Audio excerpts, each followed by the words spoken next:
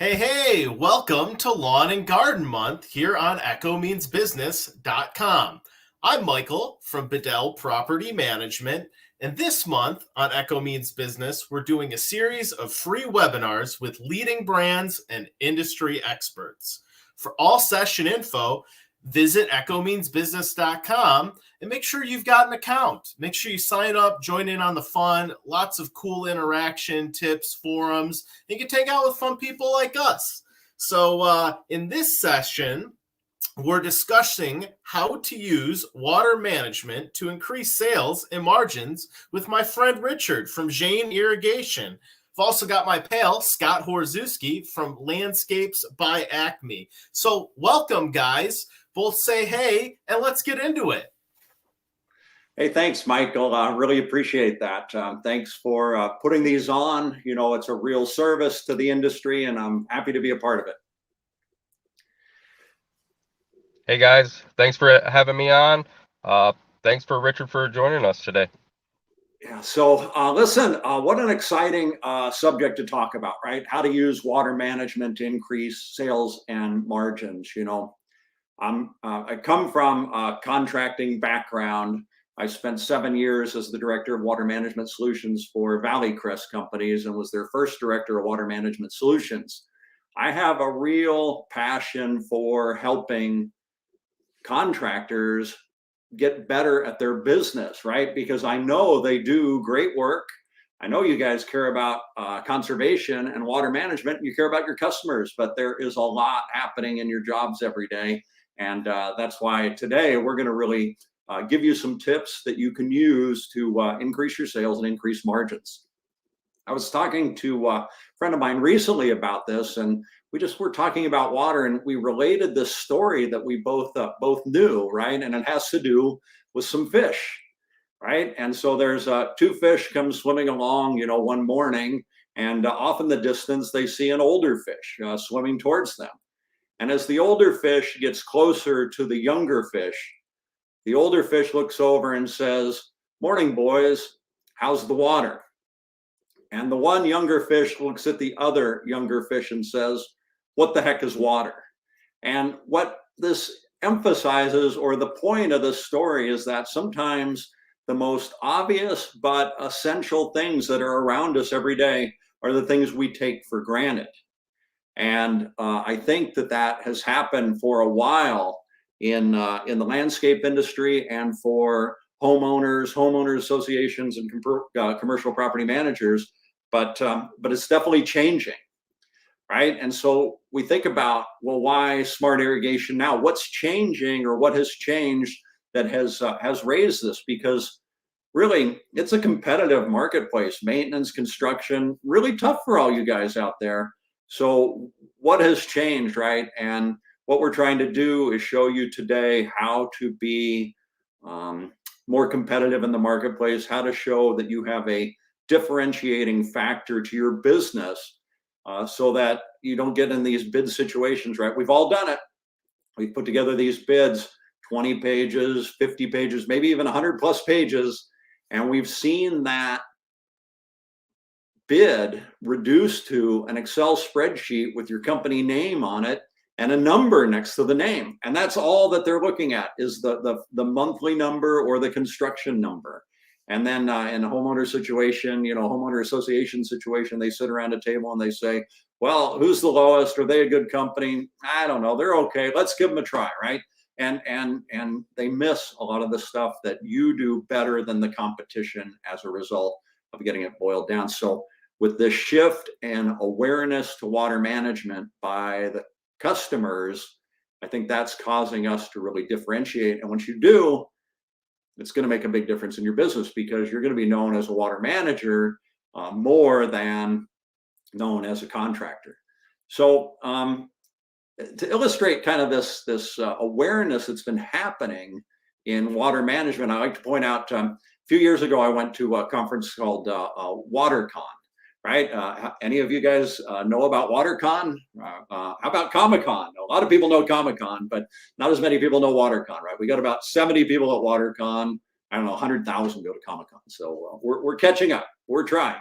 Anyway, at WaterCon, there was a gentleman there from Walmart, and he ran us through this story that was very interesting.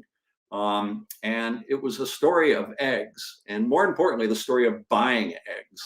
Now, I don't know about you, but when I go to the store and I buy eggs, I do what I see a lot of other people do. You pick up that carton, you open it up, you look at it, and you say, "Oh, are any of them broken?" I like to touch them all to make sure they all move, that something hasn't cracked and stuck to the side. And when I get a full carton, that's great. I go ahead and put it in my cart. If I get a bad cracked egg, what do? I think I do what a lot of other people do is you close that carton, you kind of set it off to the side, and you go about your business. Now, what I always thought was when I went about my business, somebody from the store, the grocery store, would take an egg from another carton, put it with the other 11, remove the bad egg, and they'd sell it. But come to find out, they can't sell those, right? Because every carton has a manufacturing date on it, and it has a tracing date or document to show where it came from in case there's ever a problem. So as a result of one broken egg, they had to throw out all 12. And we learned that day that in a typical day, Walmart was throwing out 1 million eggs a day just in the US. Now, to give you some feeling about how much water it takes to make or produce a million eggs, right? It'd be like going home today after work and turning on your faucet full blast and letting it run for 20 years. And there's a lot of water wasted in that. So what they did is they started to print on each individual egg a date code and where it came from. And Walmart's not the only one who's done this. Trader Joe's has followed along, many of the other grocery chains. My point about this is that people are really starting to focus on water and sustainability. And I'll tell you something else. People will definitely be sustainable if being sustainable saves them money, right? I always joke that I used to call my dad cheap. Today, he'd be sustainable. But what we do and what we can do and what we can show our customers is they can be sustainable and save money. And that money savings is what's going to get them excited about saving water. And more importantly, hiring you to do the water management for them. So we can talk about sustainability, and we can talk about doing the right thing, and we can talk about getting excited about conservation. And I think all those are really great things. But, and I say this unfortunately, but I think what we're going to really see is the thing that gets everybody to really save water is price increases. And what you're seeing right now on this slide is 2010 to 2018, and what we've seen in the price of water across the US, right? So this isn't necessarily your neighborhood, this is an average. Now this blue line up here is the average for families of 4 using 150 gallons a day. Now, pay attention to these numbers, right? Because there's going to be a trivia question later on that's going to talk a little bit about these numbers. But family of 4 using 150 gallons a day, maybe it sounds like a lot of water, but if you're counting your landscape water and your interior use water, this is not that unusual of a number. The second number is a family using 40 gallons, 100 gallons, and the bottom line here, the gray, is a family using 50 gallons per person. Now, a couple things I want to point out. We see a big change here in the higher rates because many water agencies have gone to tiered rate pricing for water, right? They charge you a certain rate, $5 for your first 10,000 gallons, 10,000 to 20,000 gallons. Now you're paying $7. And in San Diego, if you're using more than 20,000 gallons, and that's where I'm from, if you're using more than 20,000 gallons a month, you're paying $12 per unit for that higher tier. So people in this higher tier do pay more, but as you can see, for all 3 tiers, we've seen significant increases in water. And this is getting people's attention now, right? In Southern California and many other parts of the nation, people are paying more for water than they're paying for their electric bills now. So again, this, if you're a maintenance contractor, you're thinking about maintenance charges and what you're charging for that. Think about it as what you can do by cutting 20%, 25%, 15% off your customer's water bill. All of a sudden, your maintenance bill that you're charging on a monthly is going to look a lot more palatable.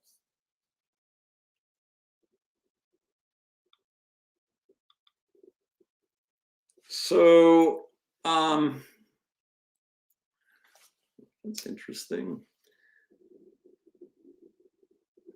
I'm having a little bit of a problem advancing my slide right now. I don't know what happened here. Good old technical difficulties. Yeah, that's very odd.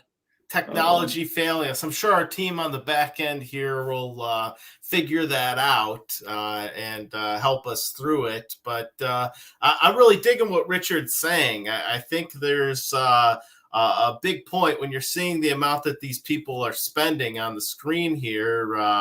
We advanced it. So I'll let you continue, Richard. I was just saying that I think as those prices continue to go up, I mean, that screen to me said that inflation's never really transitory. It's kind of always been there and things are always going up. And so if people's incomes were to stay the same or go down, that could present a little bit of a problem. And it sounds like you're going to continue that based on the title of the screen.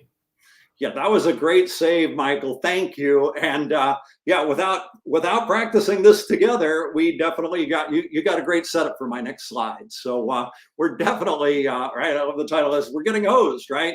What Americans are paying for water and sewer service has increased dramatically over what they're paying for other items, right? In general inflation, including things like electric and gas, right? Which are also part of your utilities. So we're getting hurt by this significantly. I mean, you see this difference, the past 5-6 years, we've seen an increase of almost 60%. So again, this is another reason why people are paying attention to this. And then lastly here on this subject, the other thing that's interesting here to me is that it really doesn't matter how much water you have in an area, right? So I point out Santa Fe, New Mexico here, right? We're back to 150 gallons a day, 4 people. In Santa Fe, New Mexico, it's going to cost you $284 a month for water. Now, why do we have different water rates across the country? It comes down to many things go into your water rate, right? How much water is available, how long ago the infrastructure to move water has been there, right? If you think about it, a lot of water piping and infrastructure was done 50, 60 years ago when gas was under $1 and people were making $2.50 an hour, and that was great. So as long as you're not using more water, as long as you're not having to increase those infrastructures, you're not having to pay more for water. But what's happening is people are moving to all the cities that are nice to live in. And as a result, it's getting more and more expensive to pay for the water. So, this idea of, hey, I'm saving water, but it costs me more every year. And I know this gets people upset. This is just a part of life, right? Because we're always going to have to bring more water to the popular areas. So, which brings up another side of this. And you think about it, your water rates are really important to where you live, right? Because you could be priced out of the market. I love Santa Fe, New Mexico. I think it's one of the prettiest places in the nation. I love to visit there. This water pricing may keep me from ever moving there. And so if you're living in a place that water is an issue, the people that are in charge of the cities and the utilities and the mayors, they start to think about, how do I make my area desirable, even though I might have a water shortage or a water problem? So water rates are really complicated. And I think we're going to see that when we look at a couple things here. One, San Diego, California, average annual rainfall, 12 inches. We're paying about $200 a month for water, right? Santa Fe, $284. Again, as you move it around the country, you can see these different rates. Average annual rainfall doesn't really seem to matter, right? Because you look at Phoenix, gets 9 inches of rain a year, they're paying 71. So they're paying less than they're paying a third of what Santa Fe is paying, and they're paying about half of what Southern California is paying. Tucson, Arizona, just 100 miles down the freeway, with more rains, paying double what Phoenix is. Las Vegas with only 4 inches of rain, $75, and LA, 182. So I mentioned those because they're really hot spots for water conservation and irrigation contractors to do water management. Now, if we move to the East Coast and you look at Atlanta, 38 inches of rain, Boston, 47, North Carolina, 43, you think, oh man, water's got to be cheap there. But as you can see, $141, $131, $130, it's expensive on the East Coast as well, even though they're getting a lot more rainfall. And again, it has to do with movement of water, payrolls where the movement of water is, construction costs. And again, this is why I think we really need to pay attention to water management across the country, and why your business, no matter where you are in the US, is going to benefit from this, as well as your customers, as well as the environment. So again, I'm pounding a pretty loud drum right now to do this. And then I also want to mention that finally, if we look at this water US drought monitor map, I don't know, Mike, have you ever seen this before? Yes, okay, yeah, good. I have, and actually, our local National Weather Service kind of puts out updates on this. Where, like last year about this time, we were actually in that yellow section. It was I'm in Michigan, and it was actually trended a little bit south, and we were running a little bit of a deficit based on the light winter that we had. But then we had lots and lots and lots of rain, and now we're not on the drought monitor map, I think, as you can see. Well, it's good. I'm glad you actually have looked at this, right? I don't find very many other people in the Get a Life club that I belong to, you know, spending my time looking at the drought monitor. So we're in that club together. That's Nerds are us over here. We're one and the same. Right. So very glad to hear that, right? And I want more in our club. But you look at this drought monitor, and if you just search Google US drought monitor, you can see this. It's really cool because you can break it out into sections. There's a section just for the eastern seaboard. There's a section for the south, section for the west, and it'll show you very specifically your state situation. I love to use this in presentations because, once again, it helps bring this awareness to the customers of what we're dealing with. And these environmental issues aren't going away. We know two things, right? We know that the price of water is going to continue to go up, and the pressure to manage that water is going to increase. So I've got a trivia question here for everybody, and it's a little bit of a trick question. I'll give you that hint. But this question is, what is the largest irrigated crop in the U.S.? And I don't know if we're getting any guesses or not, Mike, but I've done this typically to live audiences, not on the internet. And, you know, people guess things like cotton and soybeans, right? Some of what they think of the hard agricultural crops, hard water users. Mike, have we gotten any input from any of the audience? Well, I would think it'd be like maybe corn or wheat or something like that. What about you, Scott? Any thoughts? I would say the same thing. I would say corn or wheat. I mean, that's one of I would think, the biggest crops in the United States. Yeah. So, well, you guys are nice for playing along, right? But the real answer is turf grass. And like I said, it's a little bit of a trick question because people don't think of turf grass as a crop. And the other thing people don't really consider is that of all the crops in the US, or all the farms in the US, less than 20% are irrigated. But we do know that almost all the turf grass in the US is irrigated at one time or another, right? If you're not watering your grass, even where you get a lot of rain in certain months, it's dying. So, and you know, the history of turf grass is really interesting, right? After World War II, we had all these veterans coming back to the US, and we had to build houses like crazy. And so we were clear cutting forests and putting in houses. And man, you could drop grass in there really easily. It looked beautiful. It was fairly easy to take care of.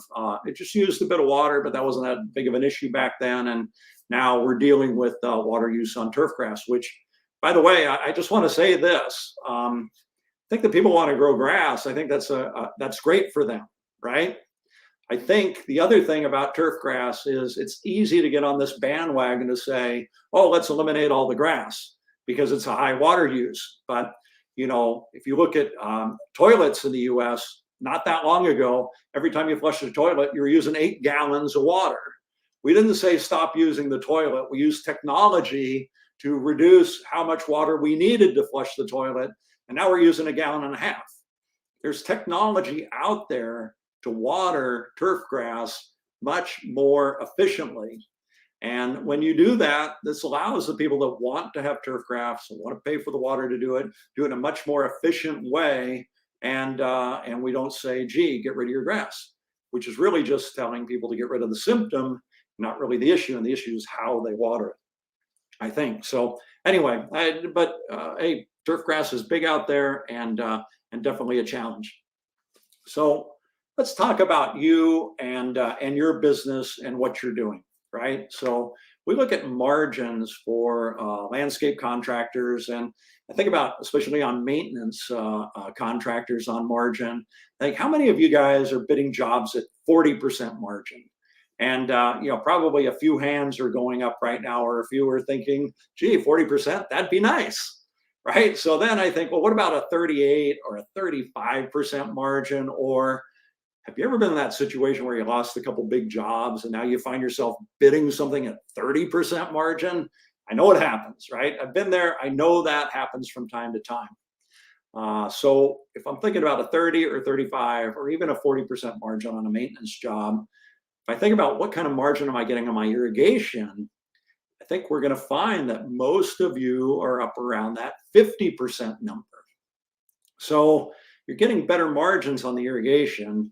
Lots of times you're bidding competitively the maintenance just to get the job, to keep your workers employed while you find another bigger job because you lost one, right? These are some of the challenges you guys all face. So what about that irrigation margin? And what I like to do is I like to measure how much irrigation business I'm getting as a percentage of my overall maintenance business. So for example, if I've got a maintenance job and it's a $100,000 maintenance job a year, and I'm getting irrigation billings on that job of 10%, then my percentage of irrigation sales on the maintenance sale is 10%. Right, 10% of water management sales, $100,000 maintenance opportunity. So where I really think you should be in this, though, is you should be in that 15 to 30% penetration. Because again, if you're in that 15 to 30% penetration, right, getting $30,000 of irrigation business from every $100,000 maintenance account, you can then take a lower maintenance margin because you're going to make it up on the other side on the water management. Now, many people find that they don't have the time to do the water management side of it as well as they like because they're rushing to, maintenance job to maintenance job. But if you think about that margin you're getting on the irrigation, it's definitely an opportunity to raise the overall maintenance of the job. Now, 15% to 30, how'd you get that number, Rich? It's funny because even in places like Denver, Colorado, I know many contractors working in that market that were getting 30% penetration on their accounts. And I think they did that for a couple reasons. One, when you're living in a place where you irrigate year round, you're never, I'll get to it next time. I'll get to it next time. There's no deadline, right? Where in like Denver, it's going to snow in the fall, so I have to get all that. I have to do all my inspections. There's a set period of time to do that. And so then when you think about it, there's companies right now that are using that philosophy to create whole businesses of just irrigation and water management. So what they're saying is that I'm not going to do your maintenance. I'm not going to do your construction, right? Pay me $230 a year annual, and I'll come by once a month and I'll inspect your system. And when they do that, they inspect your system, full on, walk, turn it on, and you can imagine what they find. Broken heads, broken pipes, all the things that sometimes we don't have time to find. So The 230 gets them on the property, but where they make all their money is in the repairs. And then what does that customer do? He turns around and tells the maintenance contractor, hey, I need a deduction because you're not managing my water anymore. This guy is. And you lose out on that business. So think about this margin on irrigation versus the margin on maintenance. Start measuring your penetration in there, how much you're actually getting. And I think it'll give you some goals and some targets to work towards to be more profitable and win more jobs because you're saving your customers a lot of water. Another suggestion that I have is I wrote an article for Turf Magazine a few years ago, and I featured Par 3. It's a contractor out of Las Vegas, Nevada. Now, Tom Radin, he's in that picture there. He used to work for me at ValleyCrest. Anyway, he's at Par 3 now, and he started to work out agreements for water management for his Las Vegas customers. You remember from the slide, 4 inches of rain a year, and they're only paying like $70 a month for water for a family of 4, but they still know that they needed water management. And he went and looked at his portfolio of customers, and he said, who's really overwatering, right? And we all know when we get on a property that's overwatered, there's a lot of telltale signs. And so he would go to those customers and he'd say, listen, I can save you X amount water, 20%, 25%, 30%. And he'd say, and as a result, you're going to save X amount of money, and I'm going to charge you 20% of the projected water savings a month for your water management services. This brought a laser focus to water management. And in this case, he used smart controllers as a way to manage water, right? He didn't have to visit the property daily, weekly, but he could manage it from a remote computer that accessed the internet. And he could start adjusting controllers. He could see what was going on. He could use water use reports from the smart controllers to see how much water they were using and supply them with reports on a monthly basis of how much they were saving, so that they knew they were getting the value that he set out to the expectation of what he said they would save. So I thought it was a fantastic idea. Lots of people have said, well, gee, what if somebody's deficit irrigating and you're not saving them money? Well, like I said, you have a pretty good idea, especially if they've been your customer for a while, if they're overwatering or using too much water.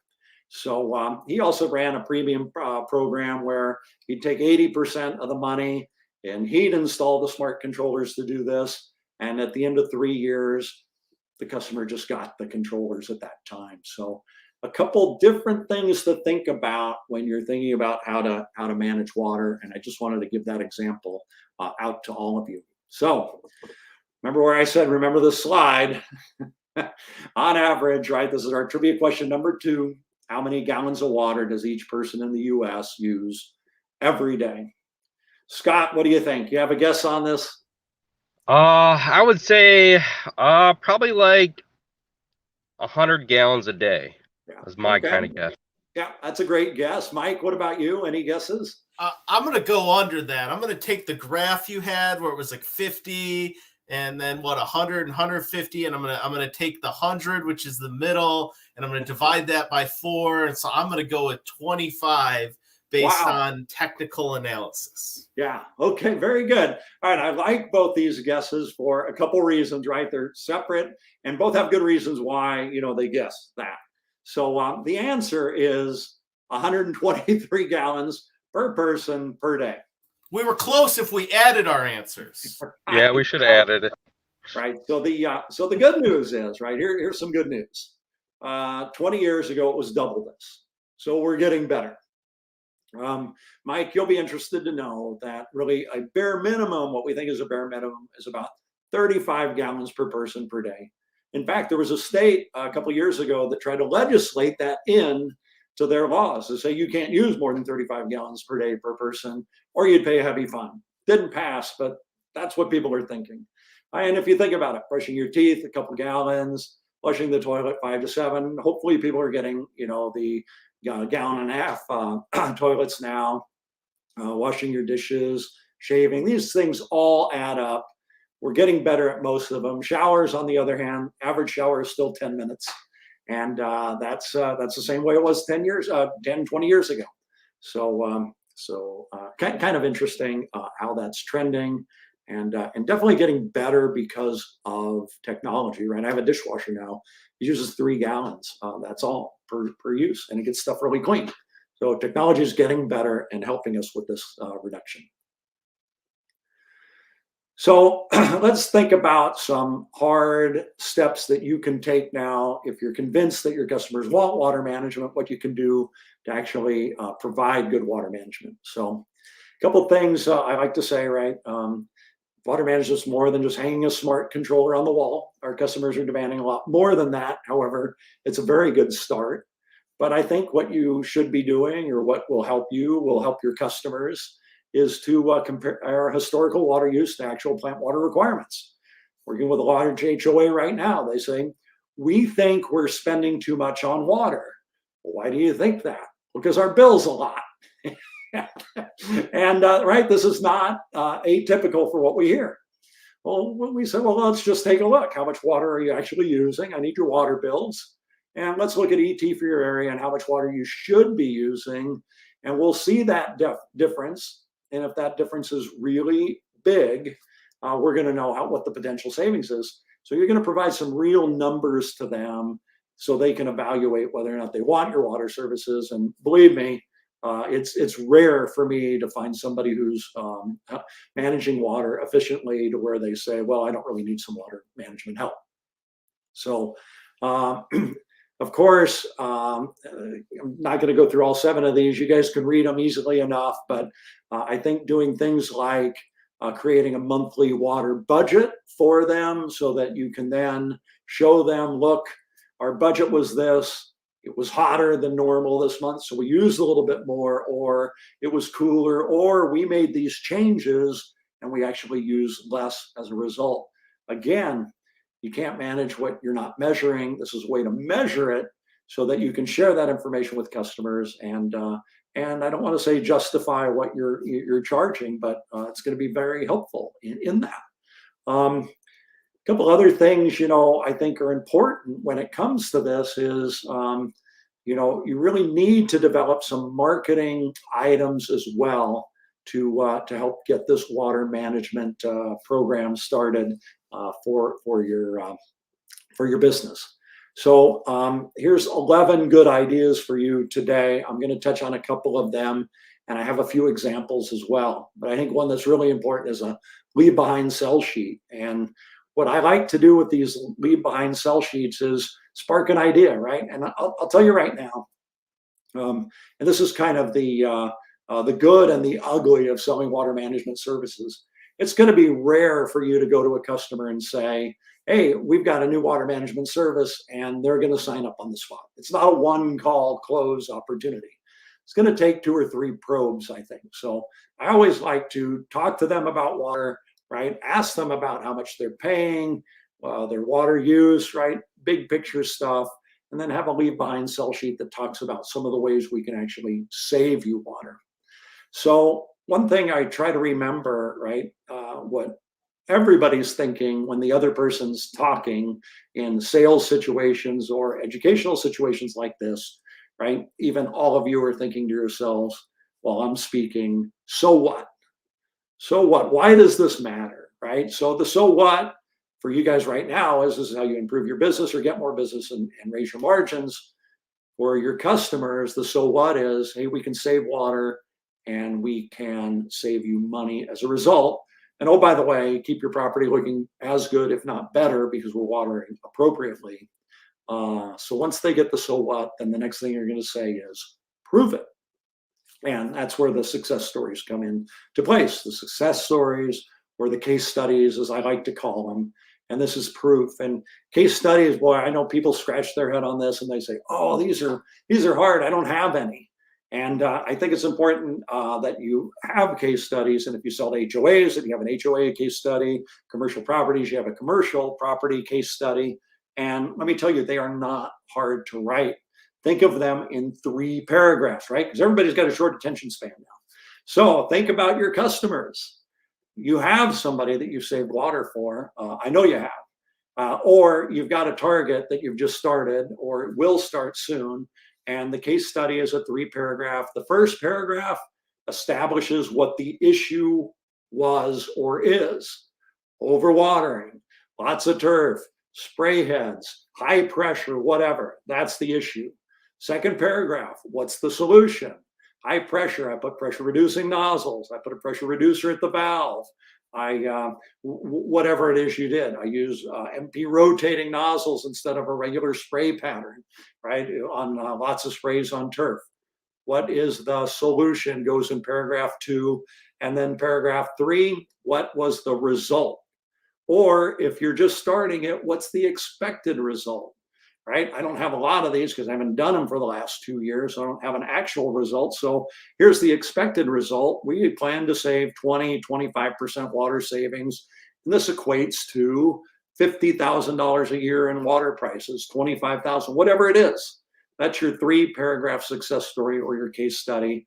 Your customers will love it, right? Again, so what? And prove it, and that's the prove it. Once you start to get these things down, 1 and 2, 3 through 11 will really play out well for you, and you'll have an opportunity to do all of those or none of them. It's just really what you see as fit. But these are some ways that you can expand. And the great thing about these, I think, is that they're not that hard to put together.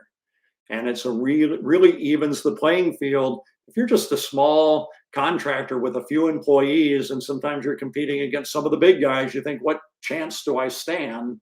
All these 11 are something that one person can do very easily and put together. And it really evens the playing field without spending a lot of money. And that's what I think is great. So as far as the leave behinds, right, these are a couple that I created many years ago, but still work. Water management's more than fixing sprinklers, and you can't read these that well, and there's a reason for that. And anybody who wants to email me after the presentation and ask for actual copies of this, feel free to do it. I'm happy to help out. I want to help you do more business and help you manage water. The 10 easy ways to save water. I love that too, because again, you're having a conversation, then you're leaving this behind, and it's a tickler, right? They're going to go Google some of these ways. They're going to figure it out on their own too. That's what everybody does these days, right? Mike, they start Googling and educating themselves, and that's what we're looking for. And then I love this sheet, and it's ways to save customers water. And I do this because, anytime anybody's selling something to me, the first thing I'm thinking is, how much is this going to cost me? How much is this going to cost me? And sometimes I'm not even listening to what they're saying because I'm trying to figure out how much it's going to cost me. So what I put together was ways to save customers money. And I talk about the method, how it works, and then finally the estimated price. This way, people can then get over their worry about how much this is going to cost and can be really focused on what's important and how much it's going to save them. And that's where you can really focus that their attention, because again, if something costs money, but you're going to show them over 2 years, it's going to completely be paid for in the water savings, and years 3 through 20 is all profit in their pocket. They'll get this a little bit better. So I love these leave behinds that are the ways to save people, ways that your customers can save water. And again, it's things like smart controllers, it's drip conversions, it's hydrozoning, it's changing the pressure or reducing pressure. All these things tend to help. And again, put a price in there, what they can expect to pay. And, their eyes will go to the things they can afford or what they have budget for. And it'll start this conversation. And once you start saving them water, they'll always be open to saving more water in the future. So I don't think anything on here is beyond what any contractor can do. And it's just a matter of managing the process and moving forward with saving your customers water and money. And then here's a couple examples of the case studies, right? Again, this is the prove it part. water efficiency success stories. There's one for an HOA, there's one for a city of Santa Clarita, right? So a bigger project, but again, still working with these 3 paragraph ideas. Again, email me and I'll share others with you that I think are really good. The other thing I'd like to say about these case studies is, you can simply say, gee, I had a guy using a lot of water, so I put a smart controller on his property, and paragraph 3, he saved 100,000 gallons a month. You want to make it a little bit more memorable, right? So people like to hear stories. It's more memorable if you tell it in a story. So, hey, I had an HOA, Black Horse HOA. It was a mature HOA of about 125 homes. They had spray heads that were installed back in the 80s when everybody was putting spray heads everywhere. They didn't have a smart controller. We swapped out the smart controllers for smart ones. We put in drip irrigation. So that was our solution. And then the result, hey, they saved 15,000 a month in water. The controllers paid for themselves in just a 12-month time period. And by the way, I went to the homeowners association meeting that year, and many homeowners came up to me and said, our properties never looked better. So that's the extra punch in there, a little bit of a story, something you'll remember, something your customers will remember, and help them get excited about this. I mentioned earlier, having this tool about what is your water use and what is your plant water requirement. I put together this spreadsheet. It's just an Excel spreadsheet with, and you put in your square footage of your property, you put in your monthly ETs, and it calculates out for you a base schedule for your irrigation. I think this is really valuable. I'm happy to share this Excel spreadsheet with you as well. It's great for that presentation, right? When that person says, I think I'm spending too much, but I don't know. Here's a tool that you put in things like what percentage is turf, how much is shrub, what the irrigation efficiency is for those areas, and you get a number. And it'll become very obvious to the customers when they see these numbers, whether or not they should be working on some water management upgrades or not. So we're down to, it says trivia question number 4. I realize it's just 3, but what has been the best way to get people to save water, right? Why we're here today, saving them some water, getting us some better business. Any guesses here, Mike? Well, from my experience, it's just been having the conversation with people. Most of the time, people are too busy. They feel the pain when they get the water bill, but then they pay it, they move on. And getting them to slow down and focus on the situation a little bit, like you said, tell a little bit of a story. A lot of times you solve a problem that they had, but it's not burning their life down. So maybe they don't want to deal with it. Especially the past couple of years when things have been going well for people. There's been stimulus money. So it's having that conversation and then letting the results speak for themselves. What do you think, Scott? I feel it's the same way. I mean, a lot of people will tell us about how their, water bill last year was, $800 a month. And then that gets you to get in the door and say, hey, well, by changing over to smart features, like the smart controller and changing some heads out, we can save you some money. And that, a lot of people want to save money. And as, like Mike said, with all the stimulus and all that, people are willing to put more money into their landscapes this last couple of years. And that's a good way to get into the door.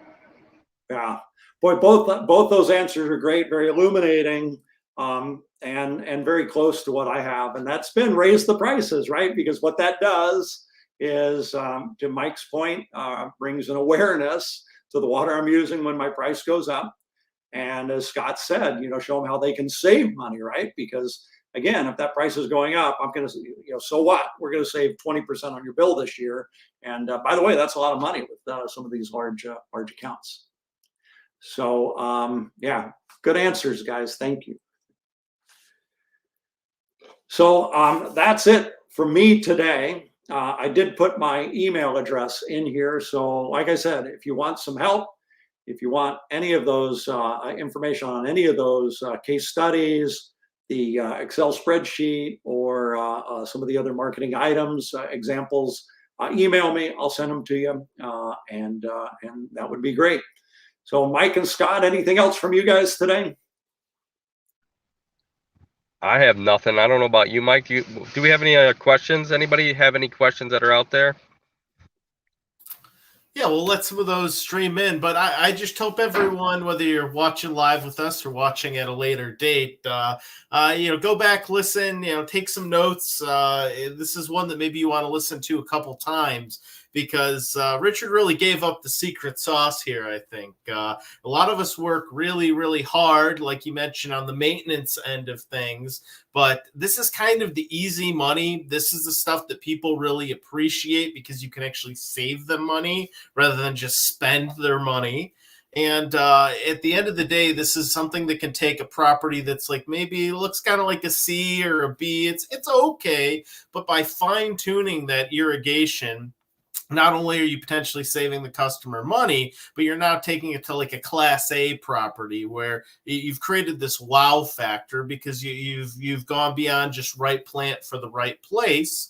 You've gotten into properly taking care of that plant through proper watering. So I think this is really, really great. And I can't thank you enough, Richard, for taking the time to share with us. I see others feel the same way. This is some really great info. Yeah, thank you. That was a great summary. I couldn't have said it better myself. So thank you. Yeah, my pleasure. My pleasure. Well, thank you so much for joining us here, and we'll let Scott take this one out. Well, thank everybody for joining us, and be sure to follow us on Echo Beans Business on our Instagram page. Follow us on the web. You can follow us anywhere. We're even on Instagram. So follow us. Follow all the rest of the lawn and garden month series going on. Go back, rewatch it. Like Mike said, rewatch this. There's a lot of good information. There's a lot of good information on all these. And I want to thank Mike for being on here, and I want to thank Richard for definitely coming on here and letting us know all that we can learn from you. And if you need to get a hold of Richard, there is back there, or you can contact him at Jan Irrigation. So thank you guys for all joining, and keep following us for the rest of the series. Take care, everybody. See you on the next one. Yep. Thanks. And, thank you. And the next one is on Tuesday next week. Oh, well, yeah, Tuesday. The road ahead of regulatory stuff. So be ready to watch it. Thursday. Isn't today Tuesday? Yeah, it's Thursday. I don't know why they put Tuesday. I was going to say next Tuesday. They're way out. There we go. They fixed it. With the National Association of Landscape Professionals. Is that correct, Mike? I think that's who's on there. So Yep. They're gonna have some great information too. So definitely be there at noon. So see you guys all Thursday at noon. Thank you guys for being on. Take care, everybody. All right. Thank you.